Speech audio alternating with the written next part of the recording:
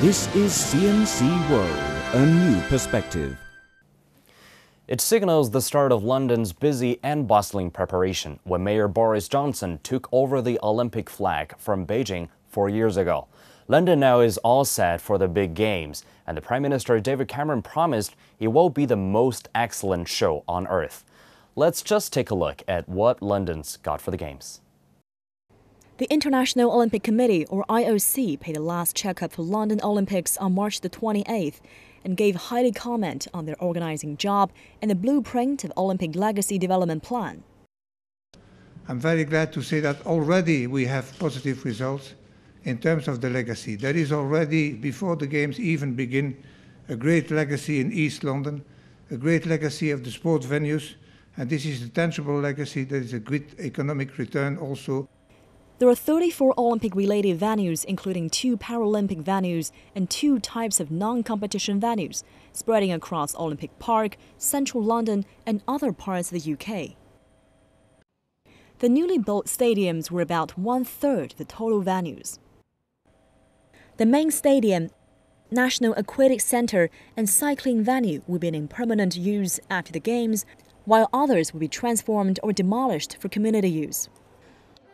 So I think we are reasonably certain that we can deliver a very tangible legacy from all of this. And indeed the international federations looking at that clearly seem to agree, because they've been awarding us a series of world championships thereafter, people who want to come back and use these facilities for their very top competitions in the years after the game.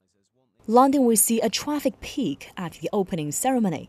$6 billion has been spent to upgrade the transport network connecting London and other parts of England, including reconstruction of Stratford Station and improvement of underground facilities. We've upgraded 3 of the stations. Stratford International, which is the high-speed line that connects us to mainland Europe. Stratford Regional has about 10 lines serving it.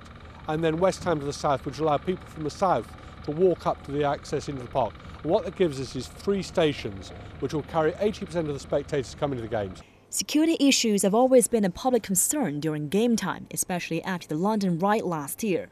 By doubling the original plan, 23,000 security staff were added to work around the clock to ensure the security and safety of the Olympic zone and the city. A new security coordination center was founded this April, led by the Metropolitan Police, to coordinate the security forces around the country. The 2012 London Olympics would take place mostly in Stratford, East London, in the hope to regenerate and boost the economies of the area. These upgrades of transport infrastructure here that serve the Games, it'll also serve the regeneration of the whole of the east side of the city of London.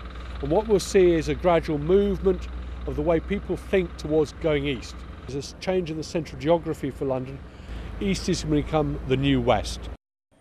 The British government has invested millions to develop the education and sports in East London. 4,000 sports clubs were built with professional coaches and in cooperation with local schools.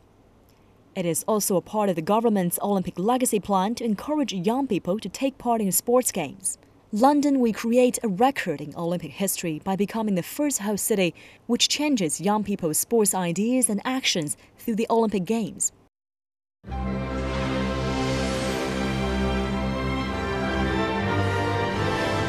This is CNC World, a new perspective.